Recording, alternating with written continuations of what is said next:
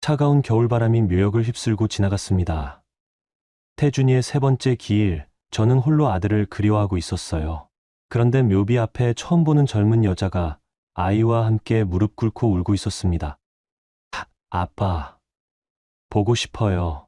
6살 아이가 묘비를 향해 말하는 순간 심장이 철렁 내려앉았습니다. 여자가 고개를 들어 저를 바라봤습니다. 혹시 태준 씨 아버님 되세요? 누구시죠? 안녕하세요. 저는 이선영이라고 합니다. 그리고 이 아이는 여자의 목소리가 떨렸어요. 태준 씨의 딸, 하늘이에요. 순간 세상이 정지한 것 같았습니다. 제가 모르는 손녀가 있다고요? 이게 무슨... 하지만 아이의 눈빛이 말해주고 있었어요. 그 맑은 눈이 태준이와 똑같았거든요. 그때의 우리 중 누구도 알지 못했습니다. 이 만남이 어떤 폭풍을 불러올지를. 안녕하세요. 저는 정만수입니다. 올해 70을 넘긴 한 기업의 회장이죠. 평생 일만 하며 살아온 사람입니다. 돈도 벌었고 명예도 얻었어요. 하지만 정작 가장 소중한 것은 잃어버렸습니다. 바로 제 아들이었죠. 오늘 이야기는 6년 전, 그러니까 2025년 겨울에 일어난 일입니다.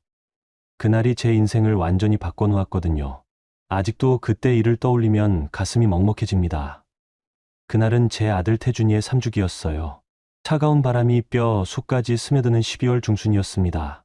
하늘은 온통 회색빛이었고 구름 사이로 햇살 한 줄기도 비치지 않는 을씨년스러운 날씨였어요. 서울 근교에 있는 우리 가문 묘역으로 향하는 길. 운전기사도 평소보다 조심스럽게 핸들을 잡았습니다. 차창 밖으로는 앙상한 나뭇가지들이 스쳐 지나갔어요.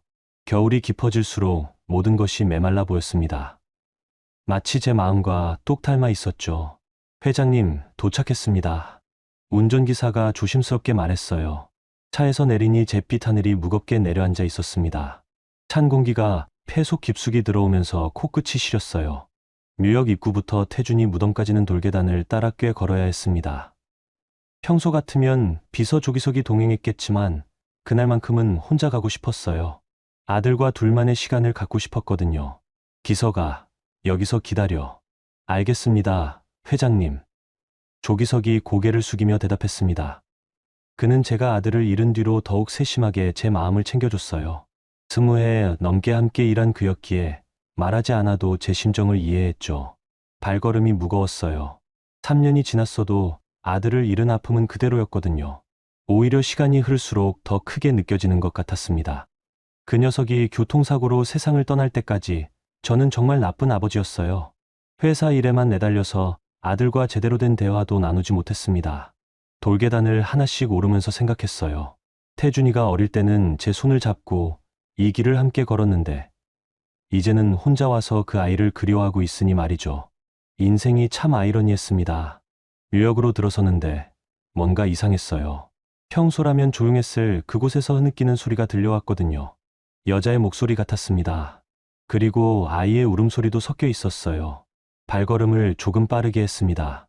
혹시 누군가 잘못된 무덤에 와서 슬퍼하고 있는 건 아닐까 싶었거든요.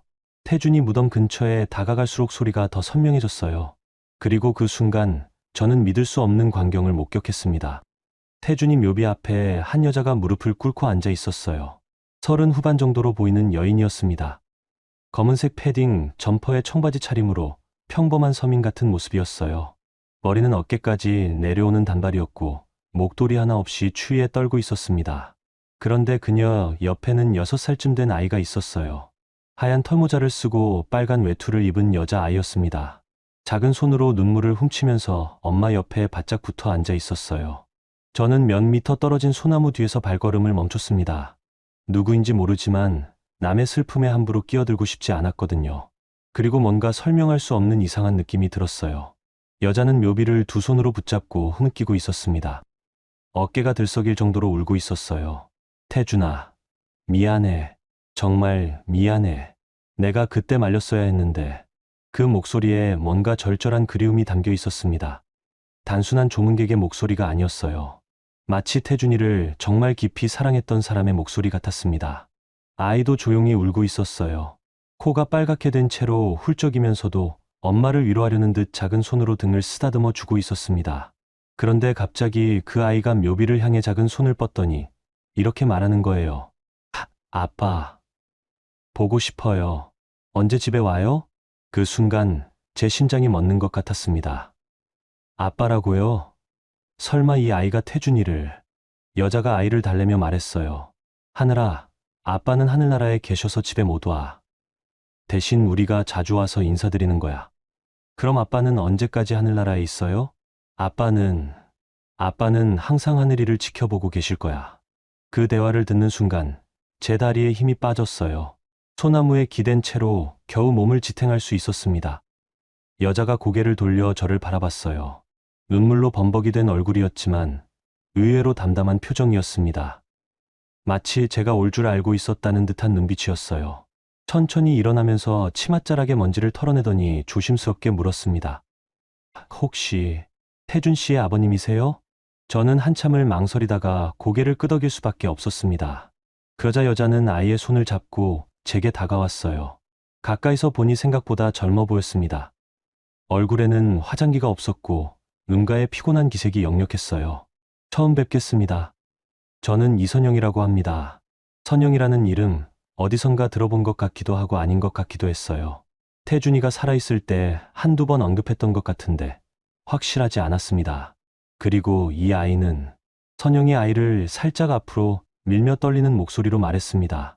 태준 씨의 딸 하늘이에요. 그 말을 들은 순간 세상이 완전히 정지한 것 같았어요. 귓가에서 윙윙거리는 소리가 났고 시야가 흐려졌습니다. 태준이의 딸이라고요? 제가 모르는 손녀가 있다는 말인가요? 하늘이라는 아이가 저를 올려다봤습니다. 커다란 눈에 눈물이 고여 있었는데 그 눈이 묘하게 태준이와 닮아 있었어요. 쌍꺼풀 진 큰 눈, 오똑한 코, 작은 입술까지. 어딘지 모르게 우리 집안의 핏줄 같은 느낌이 들었습니다. 이게 무슨... 제가 말을 채 잊지 못하고 있을 때 선영이 한 걸음 더 다가와서 조용히 말했어요. 믿기 어려우시겠지만 하늘이는 정말 태준 씨의 딸입니다. 저희는 3년 동안 함께 살았어요. 태준 씨가 돌아가시기 직전까지요. 3년 동안이라고요? 그럼 태준이가 회사 일로 바쁘다며 집에 잘 안 들어온 그 시간 동안 이 여자와 살았다는 말인가요? 그리고 아이까지 있었다고요? 차가운 겨울바람이 묘역을 휩쓸고 지나갔습니다. 마른 낙엽들이 바스락거리며 굴러다녔어요. 그 바람에 하늘이의 털모자가 살짝 벗겨질 뻔했는데 아이는 재빠르게 모자를 다시 썼습니다. 할아버지, 하늘이가 고개를 갸웃하며 저를 불렀어요. 그 목소리가 얼마나 맑고 예쁘던지 마치 은방울을 굴리는 것 같았습니다. 저는 아무 말도 할 수 없었어요. 목구멍이 막힌 것처럼 숨도 제대로 쉬어지지 않았습니다. 하늘이가 다시 묘비 쪽으로 고개를 돌리더니 작은 목소리로 말했어요. 아빠, 할아버지가 오셨어요. 엄마가 맨날 얘기해주던 그 할아버지. 그 한마디에 제 가슴 어딘가가 무너져 내리는 소리가 들렸습니다. 할아버지라고 부르는 그 아이의 목소리가 왜 그렇게 태준이 어릴 적 목소리를 닮았을까요? 선영이 아이를 달래며 말했어요. 하늘아, 할아버지께 제대로 인사드려. 아이는 저를 바라보며 조금 머뭇거리다가 고개를 꾸벅 숙이며 말했습니다. 안녕하세요, 할아버지. 저는 하늘이에요. 그 순간 제 눈에서 뜨거운 것이 흘러내렸어요. 모든 게 너무 갑작스러웠습니다. 이 아이가 정말 제 손녀일까요? 아니면 이 여자가 뭔가를 노리고 꾸민 일일까요? 하지만 아이의 눈빛만큼은 거짓말을 하는 것 같지 않았어요. 맑고 순수한 그 눈빛이 태준이가 어릴 때 저를 바라보던 것과 너무도 똑같았거든요. 회장님, 괜찮으세요? 멀리서 조기석의 목소리가 들렸어요. 아무래도 제가 너무 오래 있었나 봅니다. 선영이 그 소리를 듣고 조심스럽게 말했습니다. 오늘은 이만 가보겠습니다. 너무 놀라게 해드린 것 같아서 죄송해요. 하지만 언젠가 다시 찾아뵐게요. 할아버지께 꼭 말씀드릴 일이 있어서요. 그리고는 하늘이의 손을 잡고 돌아섰어요. 하늘이는 가면서도 계속 뒤돌아보며 저를 바라봤습니다. 그 작은 손이 저를 향해 흔들리고 있었어요. 저는 그 자리에 한참을 서 있었어요. 태준이 묘비를 바라보면서 방금 일어난 일이 꿈인지 생시인지 구분할 수가 없었습니다. 차가운 바람이 계속 불어왔지만 몸이 얼어붙은 듯 움직일 수가 없었어요. 그날 밤 잠을 이룰 수 없었습니다. 하늘이라는 아이의 얼굴이 자꾸 떠올랐거든요. 그리고 선영이라는 여자가 한 말도요. 3년 동안 함께 살았다니 대체 무슨 일이었을까요? 아들이 제게 숨긴 비밀이 있었던 걸까요? 그날 밤부터 제 일상이 완전히 뒤바뀌었습니다. 잠자리에 누워도 눈이 감기지 않았어요. 천장을 바라보며 하늘이라는 아이의 얼굴을 계속 떠올렸습니다. 그 아이가 아빠라고 부르던 목소리가 귓가에 맴돌았어요. 새벽 5시가 넘어서야 겨우 잠이 들었는데 꿈속에서도 묘지가 나왔습니다. 태준이가 저를 바라보며 뭔가 말하려고 하는데 목소리가 들리지 않는 꿈이었어요. 그 옆에는 하늘이가 서서 저를 향해 손을 흔들고 있었습니다. 아침 8시에 눈을 떴을 때 베개가 축축하게 젖어 있었어요. 잠결에 울었나 봅니다. 이런 일은 태준이가 돌아간 직후 이후로는 처음이었어요. 세수를 하고 거울을 보니 눈이 퉁퉁 부어 있었습니다. 평생 감정을 드러내지 않고 살아온 제가 이런 모습이라니 스스로도 놀라웠어요. 회사에 도착한 건 9시가 조금 넘어서였습니다. 평소보다 1시간 늦은 시간이었어요. 운전기사도 뭔가 이상하다는 듯 눈미러로 저를 몇 번 훔쳐봤습니다. 회장실에 들어서자마자 조기석을 불렀어요. 기석아, 잠깐 들어와. 네, 회장님. 조기석이 서류 뭉치를 들고 들어왔습니다. 20해 넘게 제 곁에서 일한 그는 제 표정만 봐도 무슨 일인지 감을 잡는 사람이었어요. 그런데 그날 아침 제 얼굴을 보더니 미간을 살짝 찌푸렸습니다. 회장님, 괜찮으세요? 안색이 좀. 앉아. 저는 그를 소파에 앉히고 정수기에서 물을 떠왔어요. 제가 직접 물을 가져다 주는 일은 거의 없었거든요. 조기석도 그걸 알기에 더욱 당황스러운 표정을 지었습니다. 기석아, 너한테 부탁할 일이 있다. 말씀하세요. 어제 묘지에서 만난 그 여자, 이선영이라고 했나? 그 사람 좀 알아봐 줄 수 있겠나? 조기석이 눈을 깜빡였어요. 어제 무슨 일이 있었는지 궁금했겠지만 그는 묻지 않고 고개를 끄덕였습니다. 어떤 걸 알아보면 될까요? 신상 정보, 직업, 거주지, 그리고 태준이와의 관계도. 잠깐 멈췄다가 더 중요한 말을 이었습니다. 그리고 그 아이, 하늘이라고 했는데 그 아이에 대해서도 자세히 알아봐. 병원 기록이 있는지, 출생신고는 언제 했는지, 아버지란에 뭐라고 적혀 있는지. 혹시 태준 도련님과 관련이 있는 건가요? 조기석의 목소리에 조심스러움이 묻어 있었어요. 그도 뭔가 심상치 않다는 걸 눈치챈 모양이었습니다. 모르겠다. 그래서 알아보자는 거야. 알겠습니다. 며칠 정도 시간을 주시면. 최대한 빨리. 그리고 이 일은 우리 둘만 알고 있어야 해. 부인께는 절대 말하지 마. 조기석이 고개를 끄덕이며 나갔습니다. 그가 나간 뒤 저는 회장실 창가로 걸어갔어요. 39층에서 내려다보는 서울 시내가 평소와 다르게 보였습니다. 뭔가 모든 것이 불안정해 보였어요. 오전 내내 업무에 집중할 수 없었습니다. 회의를 해도 머릿속은 온통 어제 일뿐이었어요. 하늘이가 할아버지라고 부르던 그 순간이 계속 떠올랐습니다. 점심시간이 되어서야 조기석이 첫 번째 보고를 가지고 왔어요. 회장님, 일단 기본적인 걸 알아봤습니다.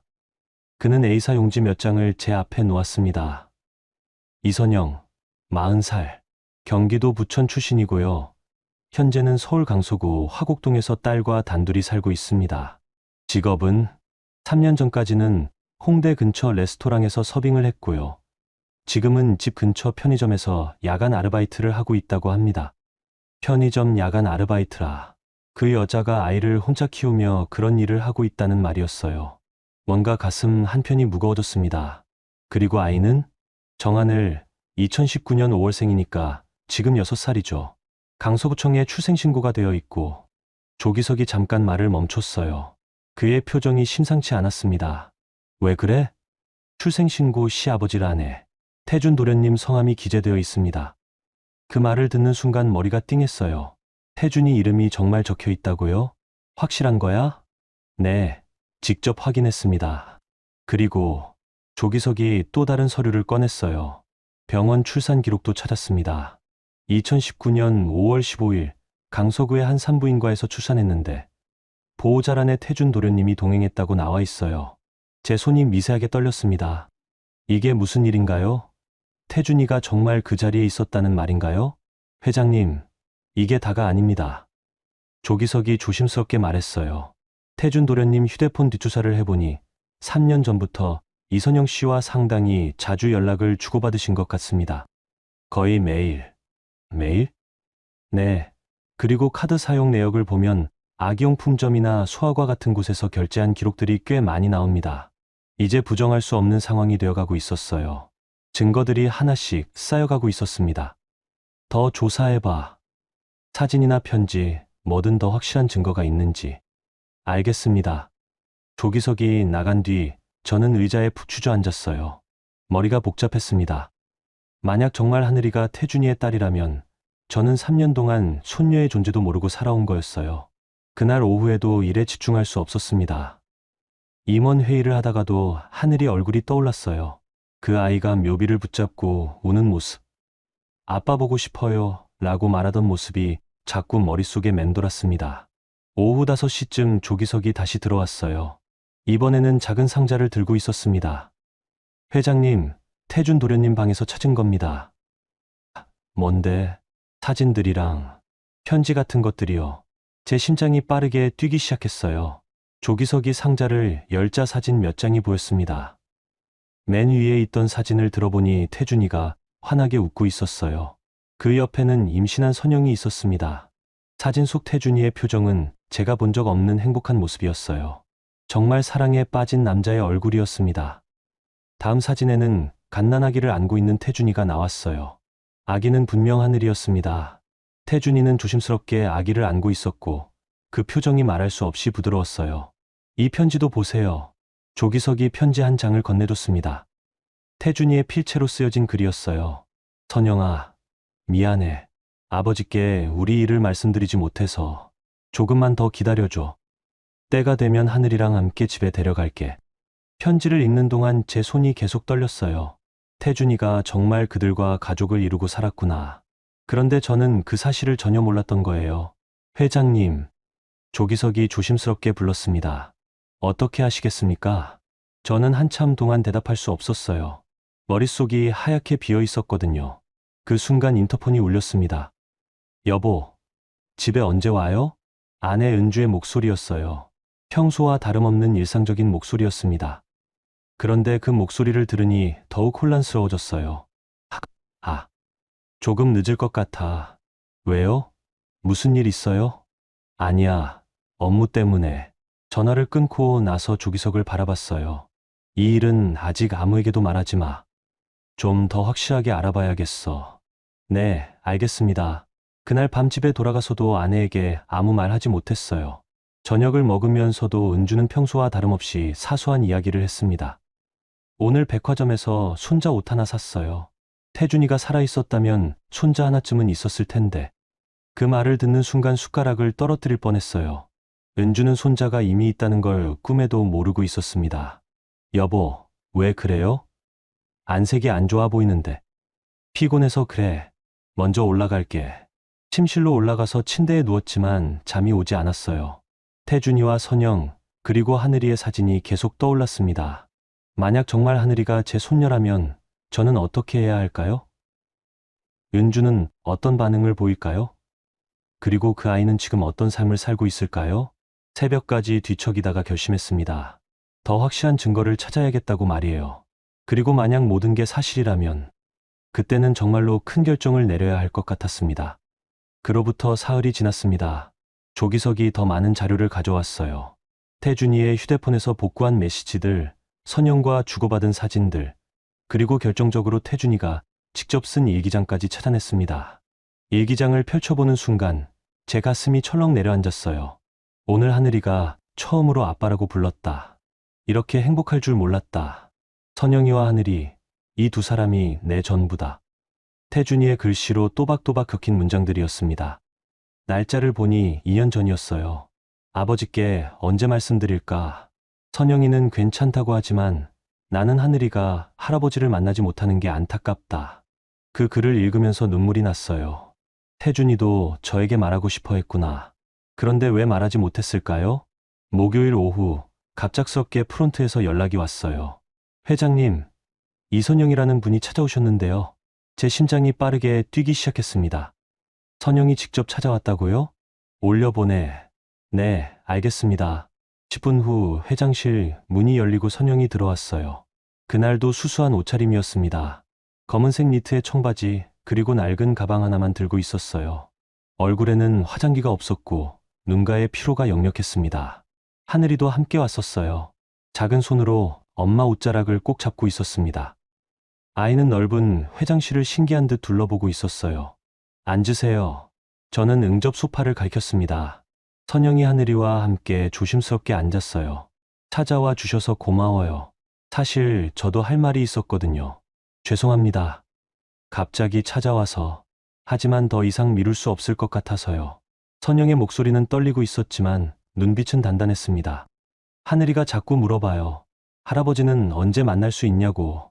그래서 용기를 내서 왔습니다. 저는 하늘이를 바라봤어요. 아이는 제 눈을 마주치며 수줍게 웃었습니다. 그 미소가 얼마나 태준이를 닮았는지 가슴이 뭉클했어요. 할아버지, 저 기억하세요? 하늘이가 작은 목소리로 물었습니다. 물론이지. 하늘이. 제가 대답하자 아이의 얼굴이 환해졌어요. 선영이 가방에서 두꺼운 앨범을 꺼냈습니다. 이걸 보여드리고 싶었어요. 앨범을 펼치니 태준이와 선영, 그리고 하늘이의 사진들이 가득했습니다. 일상적인 모습들이었어요. 함께 밥을 먹는 모습, 공원에서 노는 모습, 하늘이 첫 호를 맞았을 때 모습까지. 태준 씨는 정말 좋은 아버지였어요. 하늘이를 무척 사랑했거든요. 선영의 목소리에 그리움이 묻어 있었습니다. 매일 밤 동화책을 읽어줬고 주말이면 놀이공원에도 데려갔어요. 회사 일이 바빠도 하늘이 시간은 꼭 만들었죠. 그 말을 들으면서 가슴이 아팠어요. 태준이가 아버지 노릇을 그렇게 열심히 했다니. 저는 그런 태준이의 모습을 한 번도 본 적이 없었거든요. 왜 말하지 않았을까요? 저에게 무서웠대요. 회장님이 반대하실까봐. 선영이 솔직하게 대답했습니다. 신분 차이도 컸고 저는 그냥 평범한 식당 직원이었잖아요. 태준 씨는 항상 말했어요. 때가 되면 꼭 말씀드리겠다고. 그런데 그 때가 오기 전에 네, 사고가 났어요. 침묵이 흘렸습니다. 하늘이가 앨범을 넘기며 말했어요. 이거 아빠랑 저 놀이공원 간 거예요. 아빠가 솜사탕 사주셨어요. 사진 속 태준이는 정말 행복해 보였어요. 하늘이를 업고 환하게 웃고 있었습니다. 그때 갑자기 회장실 문이 벌컥 열렸습니다. 아내 은주가 들어왔어요. 얼굴이 상기되어 있었고 눈빛이 매섭게 번뜩이고 있었습니다. 이게 무슨 일이에요? 은주의 목소리가 차갑게 울렸습니다. 선영이 깜짝 놀라서 일어났어요. 당신이 그 여자군요. 우리 아들을 꼬드긴. 여보, 진정해. 제가 말렸지만 은주는 들은 척도 하지 않았어요. 아니에요, 부인. 저는 단지. 입 닥쳐요. 뻔뻔하게 여기까지 찾아와서 뭘 얻어내려는 거예요? 은주의 목소리가 점점 높아졌습니다. 하늘이가 무서워하며 엄마 뒤로 숨었어요. 돈이 목적이죠. 재벌가 며느리 행세하고 싶어서 그런 거 아니에요? 그런 게 아닙니다. 선영이 떨리는 목소리로 대답했어요. 저는 그냥 하늘이가 할아버지를 만나길 원해서. 할아버지라고요? 감히 우리한테 할아버지라고? 은주가 하늘이를 향해 손가락질했습니다. 아이가 울음을 터뜨렸어요. 여보, 그만해. 제가 큰 소리를 냈습니다. 은주가 깜짝 놀라며 저를 바라봤어요. 당신은 뭘 하는 거예요? 이런 사기꾼들한테 속아서. 사기꾼이 아니야. 뭐라고요? 은주의 눈이 휘둥그레졌습니다. 이 아이는 정말 태준이의 딸이야. 그 말을 하는 순간 회장실의 공기가 얼어붙었어요. 은주의 얼굴이 창백해졌습니다. 무슨 말도 안 되는 소리를. 증거가 있어. 출생신고, 병원 기록, 태준이가 쓴 일기까지. 제가 책상 위의 서류들을 가리켰어요. 은주가 비틀거리며 소파에 주저앉았습니다. 안 돼. 이럴 수 없어. 우리 태준이가 그런 여자와. 그런 여자라니요? 선영이 처음으로 목소리를 높였어요. 저는 태준 씨를 진심으로 사랑했어요. 그리고 하늘이는 그 사랑의 결실이고요. 사랑이라고요? 웃기지 마세요. 돈 때문이지, 돈. 은주가 히스테리를 부렸습니다. 우리 집안 재산을 노린 거 아니에요? 아들이 죽자 손녀라는 걸 내세워서? 어머니, 그런 말씀은 너무 하시는 것 같아요. 선영의 목소리는 차분했지만 단단했습니다. 저는 3년 동안 혼자 하늘이를 키웠어요. 태준 씨가 돌아가신 후에도 한 번도 도움을 요청하지 않았고요. 그 말이 은주를 더욱 자극했나 봅니다. 그럼 지금은 왜 와요? 왜 지금 와서 우리를 괴롭히는 거예요? 괴롭히려고 온 게 아니에요. 하늘이가 아버지를 그리워해서. 아버지라고 하지 마세요. 우리 태준이는 그런 아이의 아버지가 아니에요. 은주가 소리를 지르자 하늘이가 더욱 큰 소리로 울었어요. 선영이 아이를 달래며 말했습니다. 부인, 아이 앞에서는 제발. 아이? 그 아이가 우리와 무슨 상관이에요? 그 순간 저는 참을 수 없었어요.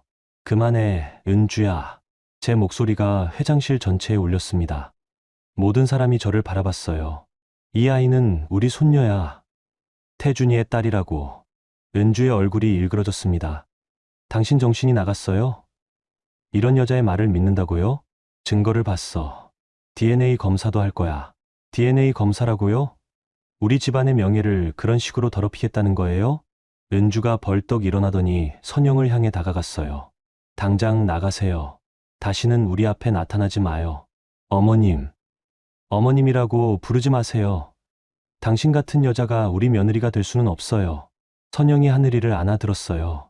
아이는 여전히 울고 있었습니다. 하늘아, 가자. 할아버지께 인사드리고. 하늘이가 눈물범벅인 얼굴로 저를 바라봤어요. 할아버지, 저희 또 올게요. 그 말에 제 마음이 찢어지는 것 같았어요. 선영이 문 쪽으로 향하면서 말했습니다. 회장님, 저는 아무것도 바라지 않아요.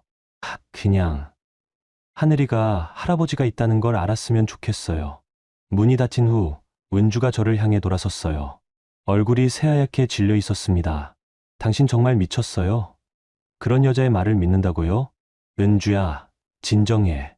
일단 확인을 해보자. 확인이요? 뭘 더 확인해요? 저런 게 사기꾼들의 수법이에요. 은주가 책상 위의 사진들을 훑어보더니 비웃었어요. 이런 건 얼마든지 조작할 수 있어요. 요즘 기술이 얼마나 발달했는데. 태준이 일기까지 조작했겠어? 일기라고요? 그것도 만들어낸 거 아니에요? 은주의 목소리에 확신이 차 있었어요. 하지만 제가 보기에는 오히려 불안해하는 것 같았습니다. 그날 밤 집안 분위기는 최악이었어요.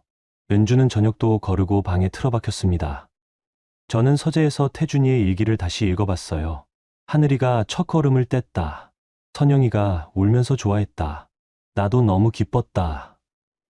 이런 순간들을 아버지와도 나누고 싶은데 태준이의 간절한 마음이 글자 하나하나에서 느껴졌어요.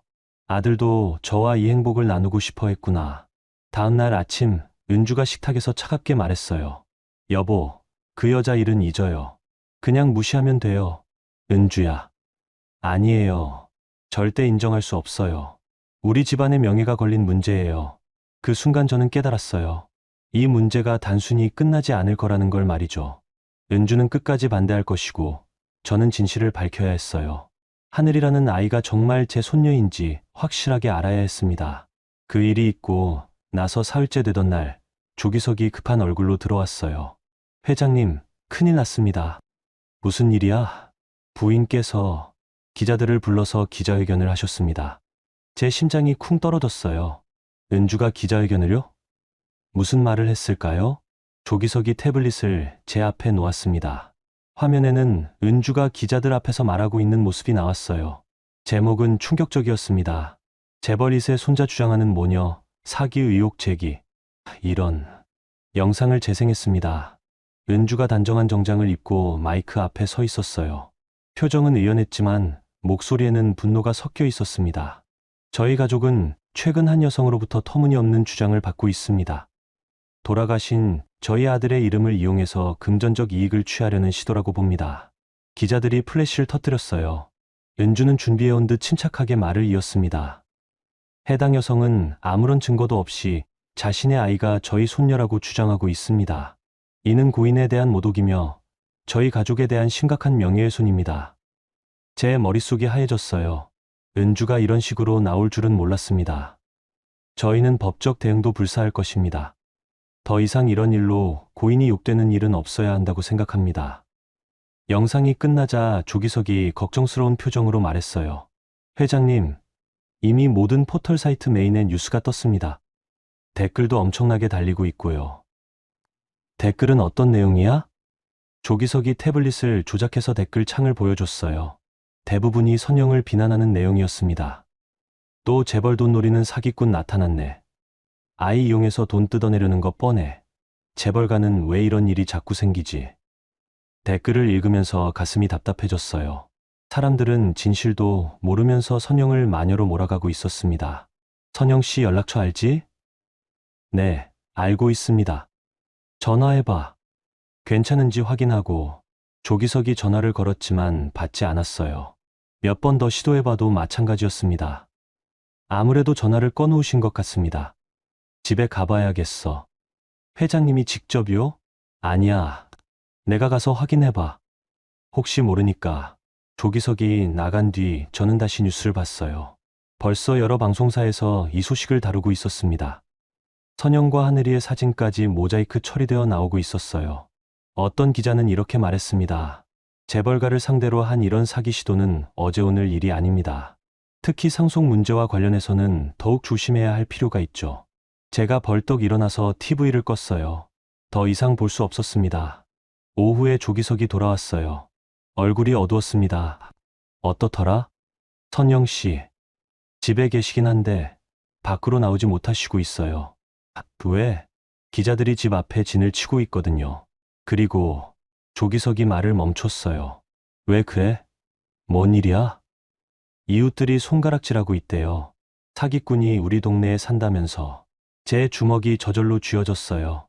선영과 하늘이가 그런 시선을 받고 있다니. 그리고 하늘이도 유치원에 가지 못하고 있다고 합니다. 왜? 다른 학부모들이 뭐라고 할까 봐서요. 그 말을 듣는 순간 화가 치밀어 올랐어요. 6살밖에 안 된 아이가 무슨 잘못을 했다고 그런 일을 당해야 하는 건가요? 그날 저녁 집에 돌아가니 은주가 거실에서 뉴스를 보고 있었어요. 만족스러운 표정이었습니다. 여보, 왔어요? 평소보다 밝은 목소리였어요. 마치 뭔가 잘한 일을 한 것처럼 말이죠. 은주야, 우리 얘기 좀 하자. 무슨 얘기요? 기자회견 말이야. 은주의 표정이 살짝 경계심을 띠었어요. 왜요? 당연한 일 한 거 아니에요? 우리 가족을 지켜야죠. 그 여자와 아이는 지금 어떤 상황인지 알아? 그게 우리랑 무슨 상관이에요? 은주의 목소리가 차가워졌습니다. 사기꾼들이 당연히 받아야 할 처벌이에요. 사기꾼이라고 단정할 수 있어? 당연하죠. 증거가 있어요? 있어. 태준이가 쓴 일기, 사진들, 출생신고. 그런 건 얼마든지 조작할 수 있어요. 요즘 세상에. 은주는 완전히 마음을 닫고 있었어요. 어떤 말을 해도 들으려 하지 않았습니다. 그날 밤 잠자리에서도 은주는 계속 말했어요. 여보, 그 여자한테 속지 마세요. 우리 같은 집안 노리는 사람들이 얼마나 많은데. 저는 대답하지 않았어요. 대답할 기운도 없었거든요. 다음 날 아침 더 충격적인 뉴스가 나왔습니다. 어떤 기자가 선영의 과거를 파헤쳐서 기사로 만든 거였어요. 문제의 여성 A씨. 과거 비톡촉으로 어려움 겪어. 기사를 읽어보니 선영이 몇 년 전에 어머니 병원비 때문에 빚을 진 적이 있다고 나와 있었어요. 그것도 금전적 동기로 몰아가는 내용이었습니다. 이런 게 같은. 제가 중얼거리자 조기석이 깜짝 놀랐어요. 회장님? 아니야. 계속해. 하지만 마음은 편하지 않았어요. 언론이 이런 식으로 나올 줄은 몰랐습니다. 오후에 조기석이 또 충격적인 소식을 가져왔어요. 회장님, 선영 씨가 집을 비우셨대요. 뭐라고? 어젯밤에 하늘이와 함께 짐을 싸서 나가셨다고 합니다. 어디로 갔는지는 모르고요. 제 가슴이 철렁 내려앉았어요. 도망간 걸까요? 아니면 너무 힘들어서 피한 걸까요? 찾아봐야겠어. 네, 알아보겠습니다. 그날 밤 집에 돌아가니 은주가 더욱 의기양양해 있었어요. 봐요. 제가 뭐라고 했어요? 진짜였다면 왜 도망가겠어요? 은주야. 이제 그만해요. 우리 평온한 생활로 돌아가요. 하지만 저는 평온할 수 없었어요. 하늘이라는 아이의 얼굴이 자꾸 떠올랐거든요. 그 아이가 지금 어디서 무엇을 하고 있을까요? 며칠이 지나도 선영과 하늘이의 행방을 찾을 수 없었어요. 마치 공기 속으로 사라진 것처럼 흔적이 없었습니다. 그러다가 일주일째 되는 날, 조기석이 한 통의 편지를 가져왔어요. 회장님, 이게 택배로 왔습니다. 발신인은 이선영이었어요. 편지를 뜯어보니 단정한 글씨로 이렇게 적혀 있었습니다. 회장님, 죄송합니다. 하늘이에게 상처만 주는 것 같아서 이렇게 떠납니다. 하지만 하늘이가 태준 씨의 딸인 건 변하지 않는 사실입니다. 언젠가 진실이 밝혀지기를 바라며 이선영 드림, 편지와 함께 작은 봉투가 하나 더 들어있었어요. 하늘이가 그린 그림이었습니다. 할아버지라고 적힌 글씨 옆에 웃는 얼굴이 그려져 있었어요. 그 그림을 보는 순간 제 마음이 완전히 무너졌어요. 이렇게 순수한 아이를 우리가 상처 주고 내쫓은 거였습니다. 그날 밤 서재에서 오랫동안 생각했어요. 정말 이대로 끝내는 게 맞을까요? 하늘이가 제 손녀라면 저는 지금 무엇을 하고 있는 건가요? 다음 날 아침 저는 결심을 굳혔습니다. 기서가, 네, 회장님, DNA 검사를 해보자. 네, 하지만 선영 씨가 지금, 찾아. 무슨 수를 써서라도 찾아서 검사를 받게 해. 조기석이 놀란 표정으로 저를 바라봤어요. 정말로 하시겠습니까? 그래. 진실을 알아야겠어. 더 이상 이렇게 살 수는 없어. 그날 오후 은주에게 제 결정을 알렸어요. DNA 검사를 할 거야. 은주의 얼굴이 하얗게 질렸습니다. 미쳤어요? 지금까지 한 일이 뭐가 돼요? 그건 내가 한 일이고, 이건 내가 할 일이야. 여보, 은주야, 만약 정말 그 아이가 우리 손녀라면 어떻게 할 거야? 은주가 말문이 막혔어요. 잠깐의 침묵 후에 그녀가 말했습니다. 그런 일은 없을 거예요. 만약에 말이야. 절대 인정 안 해요. 은주의 목소리에는 확고한 의지가 담겨 있었어요. 하지만 저도 마음을 굳혔습니다. 이제는 진실을 마주할 때가 되었어요. 그날 밤부터 본격적으로 선영과 하늘이를 찾기 시작했습니다. 어디에 있든 찾아서 진실을 밝혀내겠다고 다짐했어요. 하늘이가 정말 제 손녀라면 제가 지켜줘야 할 가족이었으니까요. 선영과 하늘이를 찾기 시작한 지 사흘째, 조기석이 의외의 발견을 했어요. 회장님, 태준 도련님 방에서 이상한 걸 찾았습니다. 그는 작은 USB 하나를 제 앞에 놓았어요. 책상 서랍 깊숙한 곳에 숨겨져 있었는데 겉봉에 아버지께라고 적혀 있었거든요. 제 손이 떨렸어요. 태준이가 저에게 남긴 마지막 메시지일 수도 있겠다는 생각이 들었거든요. 컴퓨터에 연결해봐. 조기석이 노트북에 USB를 꽂았습니다. 파일이 하나 있었어요. 영상 파일이었습니다. 재생해볼까요? 저는 고개를 끄덕였어요. 화면이 켜지자 태준이의 얼굴이 나타났습니다. 그는 제가 본 적 없는 표정을 하고 있었어요. 진지하면서도 따뜻한 미소를 띠고 있었습니다. 뒤쪽으로는 아기 침대가 보였어요. 아버지, 이 영상을 보고 계신다면 아마 제가 이미 이 세상에 없을 겁니다. 태준이의 목소리가 회장실에 울려 퍼졌어요. 저는 숨을 멈추고 화면을 바라봤습니다. 오랫동안 말씀드리지 못해서 죄송합니다. 용기가 없었어요. 영상 속 태준이가 잠시 카메라에서 시선을 돌렸어요. 그리고 다시 돌아와서 말을 이었습니다. 저는 선영이라는 여자를 사랑합니다. 그리고 우리에게는 하늘이라는 딸이 있어요. 그 순간 태준이가 자리에서 일어나더니 카메라를 돌렸어요. 아기 침대에서 자고 있는 하늘이가 보였습니다. 그때는 갓난아기였어요. 이 아이가 바로 아버지의 손녀입니다. 카메라가 다시 태준이를 향했어요. 그의 눈에 눈물이 고여 있었습니다. 아버지께서 실망하실까 봐 무서웠어요. 신분이 다르다고, 집안에 어울리지 않는다고 말씀하실까 봐요. 제 가슴이 조여왔어요. 태준이가 저를 그렇게 무서워했다니. 하지만 선영이는 정말 좋은 사람이에요. 하늘이를 무척 사랑하고 저도 진심으로 아껴주거든요. 영상 속에서 선영의 목소리가 들렸어요. 태준아, 하늘이 깼어. 태준이가 뒤돌아보더니 다시 카메라를 향해 말했습니다. 아버지, 시간이 되면 꼭 말씀드리려고 했어요. 하늘이랑 선영이를 소개해드리고 싶었거든요. 그가 잠깐 말을 멈추고 깊이 숨을 쉬었어요.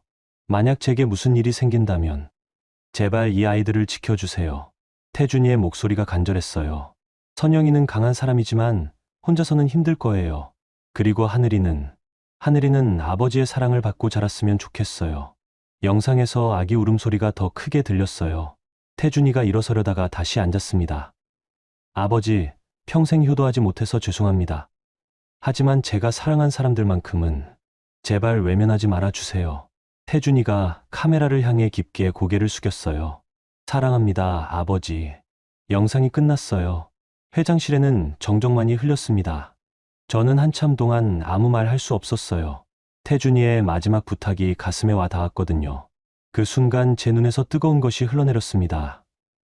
평생 울음을 참고 살아왔는데 그날만큼은 어쩔 수 없었어요. 태준아, 미안하다.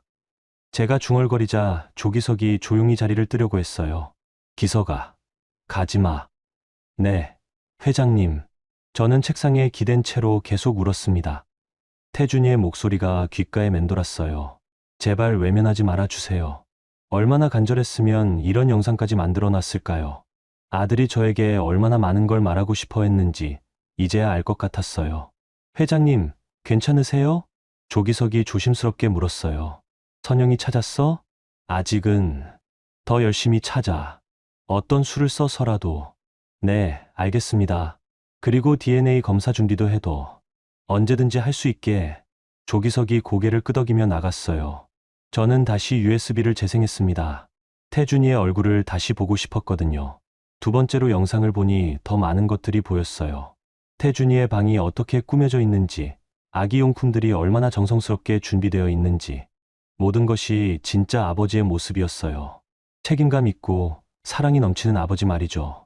그날 밤 집에 들어가서도 영상 생각만 났어요. 저녁을 먹으면서도 태준이의 목소리가 귓가에 맴돌았습니다. 은주가 물었어요. 오늘 왜 이래요? 표정이 이상한데. 아무것도 아니야. 정말요? 저는 대답하지 않았어요. 은주에게 영상 이야기를 할 수는 없었거든요. 그녀는 절대 믿으려 하지 않을 테니까요. 그날 밤 잠자리에서 오랫동안 생각했어요. 태준이의 마지막 부탁을 지켜야겠다고 다짐했습니다. 하늘이와 선영이 그들이 어디에 있든 찾아서 제대로 된 가족으로 받아들여야겠어요. 그게 태준이에게 할 수 있는 마지막 효도가 될 것 같았습니다. 다음 날 아침 일찍 회사로 나갔어요. 조기석에게 지시했습니다. 사람을 더 투입해서라도 선영이를 찾아. 그리고 잠깐 망설이다가 말을 이었어요. 언론에도 연락해봐. 제대로 된 해명을 할 시간이 됐어. 조기석이 놀란 표정을 지었어요. 회장님, 정말 괜찮으시겠어요? 괜찮아. 이제는 진실을 말할 때야. 태준이의 영상을 본 후로 제 마음이 완전히 바뀌었어요. 더 이상 숨기고 싶지 않았습니다. 제 손녀와 며느리를 세상에 떳떳하게 소개하고 싶었어요. 선영과 하늘이를 찾는데 일주일이 더 걸렸어요. 조기석이 사람들을 동원해서 전국을 뒤졌습니다.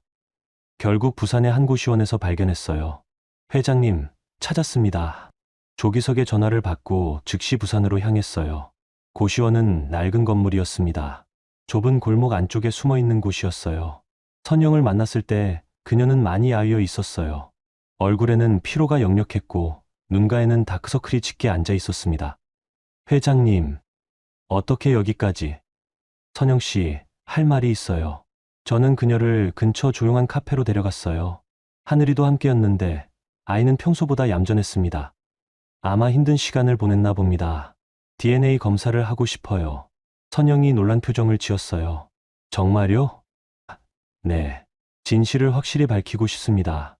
하지만 부인께서는 제가 할 일이에요. 부인은 신경 쓰지 마세요. 선영의 눈에 눈물이 고였어요. 한참 동안 말을 하지 못하더니 고개를 끄덕였습니다. 알겠습니다. 다음 날 서울로 돌아와서 국과수에 의뢰했어요. 가장 정확한 결과를 얻고 싶었거든요. 은주는 제 결정을 알고 크게 화를 냈습니다. 미쳤어요. 정말 미쳤다고요. 은주야, 진정해. 진정하라고요? 우리 집안 명예가 어떻게 되는지 생각해봤어요? 명예보다 진실이 중요해. 은주가 제 말을 끝까지 듣지 않고 방으로 들어가 버렸어요. 그날부터 며칠 동안 저희는 말도 하지 않았습니다. 일주일 후 검사 결과가 나왔어요. 조기석이 가져온 봉투를 떨리는 손으로 열었습니다. 친자 확률 99.9%. 그 문구를 보는 순간 모든 것이 확실해졌어요. 하늘이는 정말 제 손녀였습니다. 태준이의 딸이었어요. 저는 의자에 앉아서 한참 동안 그 종이를 바라봤어요. 기쁨과 안도감, 그리고 지난 시간에 대한 후회가 한꺼번에 밀려왔습니다. 회장님, 어떻게 하시겠습니까? 기자회견을 하자. 네, 정식으로 발표할 거야. 하늘이가 제 손녀라는 걸. 조기석이 걱정스러운 표정을 지었어요. 부인께서는 내가 설득할게. 하지만 은주는 끝까지 반대했어요. 그날 밤 큰 소리로 다퉜습니다. 절대 안 돼요. 우리 집안이 어떻게 되는지 알아요? 은주야, 이미 확인됐어. 하늘이는 우리 손녀야. DNA 검사도 조작될 수 있어요. 은주는 현실을 받아들이려 하지 않았어요.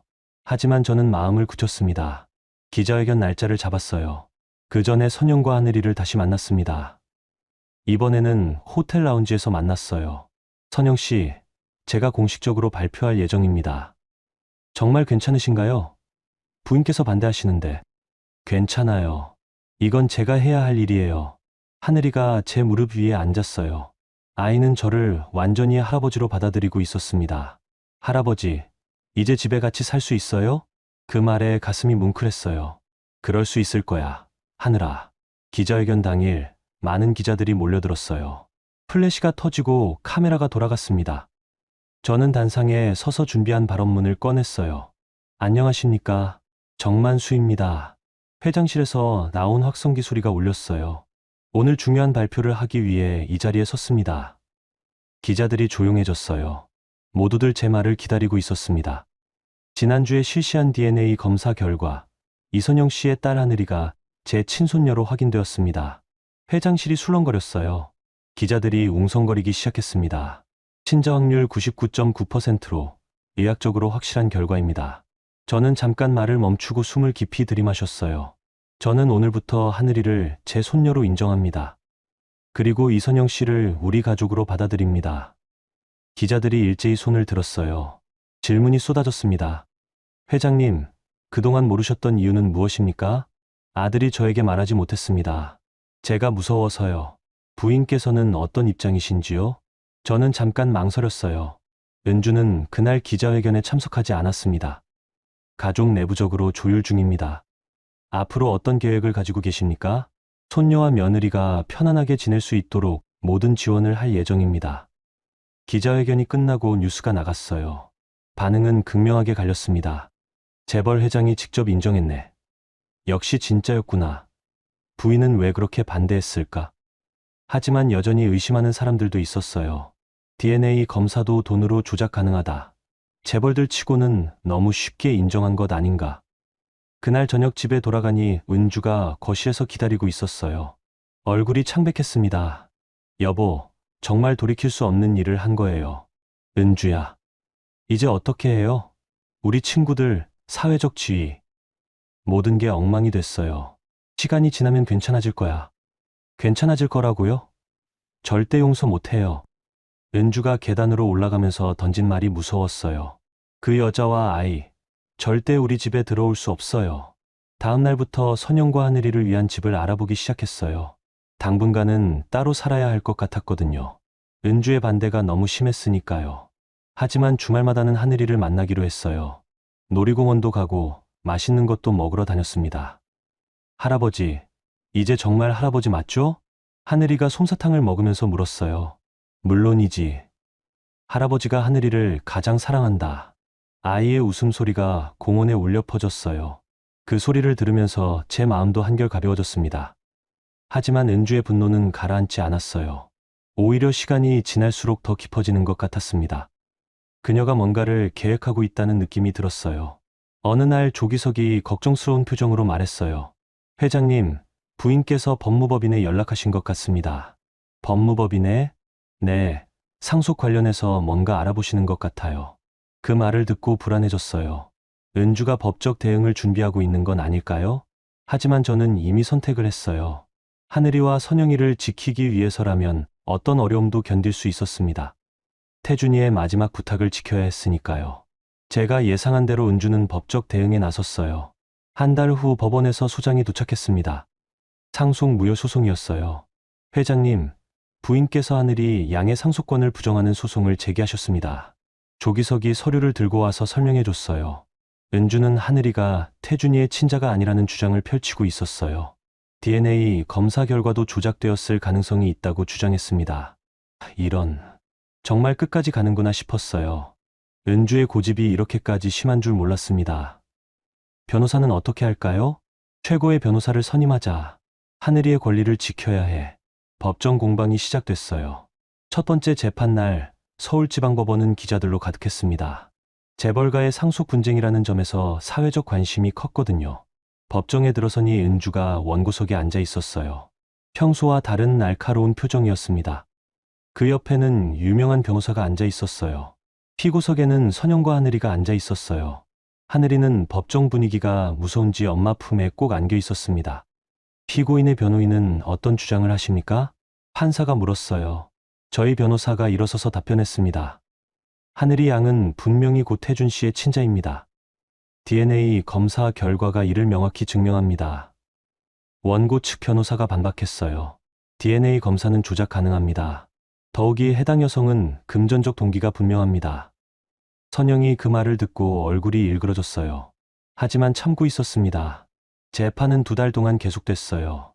여러 차례 증인 신문이 있었고 증거 자료들이 제출됐습니다. 가장 결정적인 순간은 3번째 재판이었어요. 저희 변호사가 태준이의 영상을 증거로 제출한 거였어요. 재판장님, 이 영상을 봐주시기 바랍니다. 법정에 큰 모니터가 설치됐어요. 태준이의 영상이 재생되기 시작했습니다. 아버지, 이 영상을 보고 계신다면. 태준이의 목소리가 법정에 울려 퍼졌어요. 방청객들이 숨을 죽이고 영상을 지켜봤습니다. 제발 이 아이들을 지켜주세요. 영상이 끝나자 법정이 조용해졌어요. 은주의 얼굴이 창백해졌습니다. 그녀도 태준이의 마지막 부탁을 들었거든요. 원고 측 변호사가 반박했어요. 영상 역시 조작 가능합니다. 기술적으로 얼마든지. 하지만 저희는 더 강력한 증거가 있었어요. 태준이의 휴대폰에서 복구한 메시지들, 병원 기록, 그리고 결정적으로 태준이가 직접 작성한 유언장이었습니다. 재판장님, 이는 고인이 직접 작성한 유언장입니다. 변호사가 서류를 제출했어요. 태준이의 필체로 쓰여진 유언장이었습니다. 만약 제게 무슨 일이 생긴다면 제 재산은 딸 하늘이에게 상속되기를 원합니다. 그리고 선영이가 하늘이를 잘 키워줄 것을 믿습니다. 유언장까지 나오자 상황이 완전히 뒤바뀌었어요. 은주 측 변호사도 할 말이 없어 보였습니다. 네 번째 재판에서 마지막 변론이 있었어요. 선영이 증언대에 섰습니다. 선영 씨, 마지막으로 하고 싶은 말이 있습니까? 판사가 물었어요. 선영이 떨리는 목소리로 답변했습니다. 저는 돈이 목적이 아니었어요. 그냥 하늘이가 아버지 기억을 잃지 않았으면 좋겠어요. 그 말에 방청객들 사이에서 훌쩍이는 소리가 들렸어요. 태준 씨는 정말 좋은 아버지였거든요. 하늘이를 무척 사랑했어요. 선영의 목소리가 갈라졌어요. 저는 그분을 사랑했고 하늘이도 그 사랑의 결실입니다. 이것만큼은 진실이에요. 마지막에 은주가 증언대에 섰어요. 평소 당당하던 그녀의 모습은 온데간데 없었습니다. 부인께서는 왜 반대하셨습니까? 판사가 물었어요. 은주가 한참 동안 대답하지 못했습니다. 우리 집안의 명예가 어떻습니까? 저는 은주가 말을 잇지 못했어요. 그 순간 하늘이가 방청석에서 일어나더니 은주를 향해 걸어갔습니다. 할머니, 아이의 작은 목소리가 법정에 울렸어요. 하늘이가 은주 앞에 서서 말했습니다. 저 나쁜 아이 아니에요. 그 순간 은주의 얼굴이 무너졌어요. 눈에서 눈물이 흘러내렸습니다.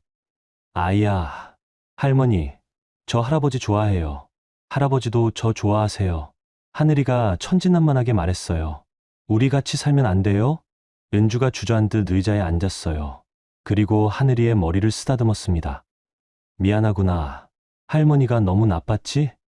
그 광경을 본 방청객들이 모두 울었어요. 저도 눈물을 참을 수 없었습니다. 판결은 일주일 후에 나왔어요. 재판장은 선영과 하늘이의 손을 들어줬습니다. 피고인 정하늘은 고 정태준의 친자로 인정하며 상속권을 인정한다. 판결문이 읽히는 동안 법정은 조용했어요.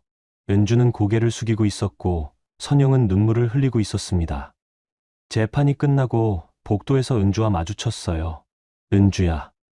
여보, 미안해요. 은주가 처음으로 사과했어요. 제가 너무 고집을 부렸어요. 하늘이 정말 예쁜 아이더라고요. 이제 가족이 되는 거야. 네, 이제 진짜 가족이에요. 그날 저녁 온 가족이 함께 식사했어요. 선영과 하늘이, 그리고 은주와 저까지. 오랜만에 화목한 식사였습니다. 할머니, 이거 맛있어요. 하늘이가 은주가 해준 미역국을 먹으며 말했어요. 그래? 할머니가 더 맛있는 거 많이 해줄게. 은주의 얼굴에 미소가 번졌어요. 진심으로 하늘이를 좋아하는 표정이었습니다. 선영도 조금씩 마음을 열었어요. 처음에는 어색해했지만 은주가 진심으로 사과하자 받아들였습니다. 어머니, 그동안 힘드셨을 텐데. 아니야, 선영아. 내가 너무 못됐어. 두 사람이 서로를 이해하기 시작했어요. 법정에서의 판결 이후 언론의 반응도 바뀌었어요. 재벌가의 훈훈한 가족 화합. 진실은 결국 승리한다. 아이의 순수함이 가족을 하나로. 이제는 긍정적인 기사들이 더 많이 나왔습니다. 하지만 모든 것이 완전히 해결된 것은 아니었어요. 여전히 선영을 굽지 않게 보는 사람들이 있었고, 사회적 시선도 완전히 바뀌지는 않았습니다. 그래도 가장 중요한 것은 해결됐어요. 가족이 하나가 된 거였으니까요. 하늘이는 이제 진짜 할아버지, 할머니가 생겼고, 선영도 든든한 가족의 품에서 아이를 키울 수 있게 됐습니다. 태준이의 마지막 부탁을 지킬 수 있어서 마음이 한결 가벼워졌어요. 하지만 진짜 시작은 이제부터였습니다. 그로부터 6년이 흘렀습니다. 2031년 봄이었어요. 오늘은 제 인생에서 가장 의미 있는 날 중 하나였습니다. 태준이의 이름을 걸고 설립한 정태준 복지재단의 개관식이 있는 날이었거든요. 아침 일찍 집에서 나올 때 거울을 봤어요. 머리는 더 휘어졌지만 표정은 예전보다 훨씬 밝아져 있었습니다. 6년 전 그 묘지에서 선영과 하늘이를 만났을 때와는 완전히 다른 사람이 된 것 같았어요. 재단 건물은 서울 강남에 있었습니다. 층짜리 깔끔한 건물이었어요. 1층에는 정태준 복지재단이라는 현판이 걸려 있었습니다. 개관식장에 도착하니 많은 사람들이 와 있었어요. 임직원들, 기자들, 그리고 복지 관계자들까지. 하지만 제 눈에는 한 사람만 보였습니다. 하늘이었어요. 이제 12살이 된 하늘이는 하얀 원피스를 입고 무대 옆에 서 있었어요. 예전보다 훨씬 키가 컸고 얼굴도 더욱 태준이를 닮아 있었습니다. 할아버지. 하늘이가 저를 보고 뛰어왔어요. 저를 꼭 안으며 말했습니다. 오늘 정말 떨려요. 아빠 이름으로 만든 재단이니까. 하늘이도 연설하게 되어 있지? 네. 아빠께 편지 읽어드릴 거예요. 선영도 다가왔어요. 6년 전보다 훨씬 당당해 보였습니다. 정장을 말끔하게 차려입고 자신감이 넘쳤어요. 이제는 재단의 사무국장을 맡고 있었거든요. 아버님, 준비 다 됐습니다. 고마워, 선영아. 은주도 함께 왔어요. 이제는 정말 할머니다운 모습이었습니다. 하늘이를 무척 아끼고 선영과도 진짜 모녀처럼 지내고 있었어요. 여보, 시작해야죠. 그래, 시작하자. 개관식이 시작됐어요. 먼저 제가 인사말을 했습니다. 안녕하십니까. 정만수입니다. 박수 소리가 울렸어요. 오늘 이 자리는 제게 매우 특별한 의미입니다. 6년 전 잃어버린 가족을 다시 찾았고, 오늘 그 가족과 함께 새로운 시작을 할 수 있게 됐거든요. 이 재단은 제 아들 태준이의 이름을 걸고 만들어졌습니다. 생전에 태준이가 가장 소중하게 여겼던 것들을 지켜나가고자 합니다. 저는 잠깐 말을 멈추고 하늘이를 바라봤어요. 가족, 사랑, 그리고 나눔. 이것이 태준이가 남긴 진정한 유산입니다. 다음은 하늘이 차례였어요. 아이가 떨리는 목소리로 마이크 앞에 섰습니다. 안녕하세요. 저는 정하늘입니다. 하늘이의 목소리가 홀을 가득 채웠어요. 오늘 아빠께 편지를 읽어드리려고 해요. 아이가 종이를 펼쳤어요. 아빠, 저는 이제 12살이 됐어요. 아빠를 직접 만나지는 못했지만 할아버지와 할머니, 엄마가 아빠 이야기를 많이 해주셨어요. 하늘이의 목소리가 조금씩 안정됐어요. 아빠가 저를 많이 사랑하셨다는 것도 알아요. 그리고 아빠처럼 다른 사람들도 도와주고 싶어요. 아빠, 저희 가족은 이제 정말 행복해요. 할아버지도, 할머니도, 엄마도 모두 웃고 있어요. 하늘이가 잠깐 눈물을 닦았어요. 아빠도 하늘에서 보고 계시죠? 저희가 아빠의 이름으로 좋은 일 많이 할게요. 사랑해요, 아빠. 편지를 다 읽고 나서 하늘이가 고개를 숙여 인사했어요. 홀 전체에서 박수가 터져 나왔습니다. 저는 눈물을 참을 수 없었어요. 하늘이가 이렇게 의젓하게 자란 게 너무 자랑스러웠거든요. 개관식이 끝나고 가족 사진을 찍었어요. 선영과 하늘이, 은주와 저. 그리고 태준이의 영정사진도 함께 놓고 찍었습니다. 자, 웃으세요. 사진기사가 말했어요. 모두들 환하게 웃었습니다. 진짜 가족의 미소였어요. 저녁에는 온 가족이 함께 식사를 했어요. 호텔 레스토랑에서 조촐하게 모였습니다. 할아버지, 오늘 정말 좋았어요. 하늘이가 말했어요. 나도 좋았어, 하늘아. 아빠도 기뻐하셨을 것 같아요. 물론이지. 태준이가 가장 기뻐했을 거야. 은주가 하늘이의 머리를 쓰다듬으며 말했어요. 우리 하늘이 오늘 연설 정말 잘했어. 고마워요, 할머니. 선영도 흐뭇한 표정으로 지켜보고 있었어요. 이제는 정말 당당한 며느리가 됐습니다.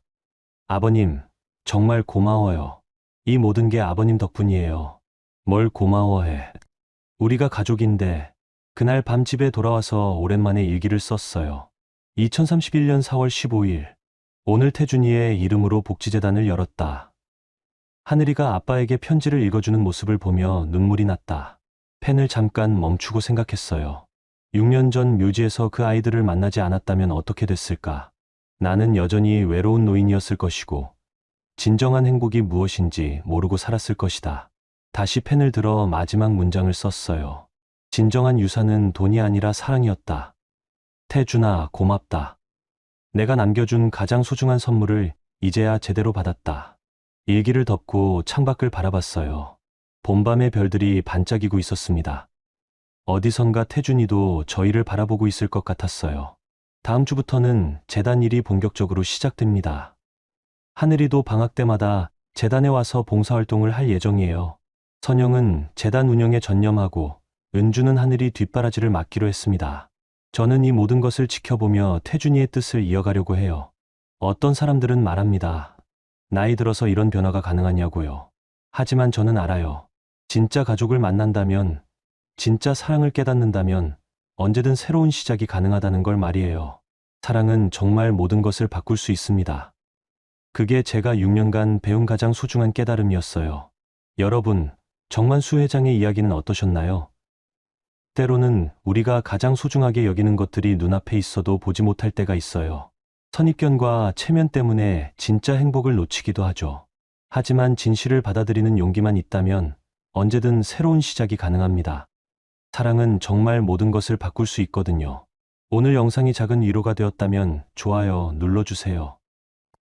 댓글로 여러분의 이야기도 들려주세요. 그럼 다음에도 더 좋은 이야기로 찾아뵙겠습니다. 감사합니다.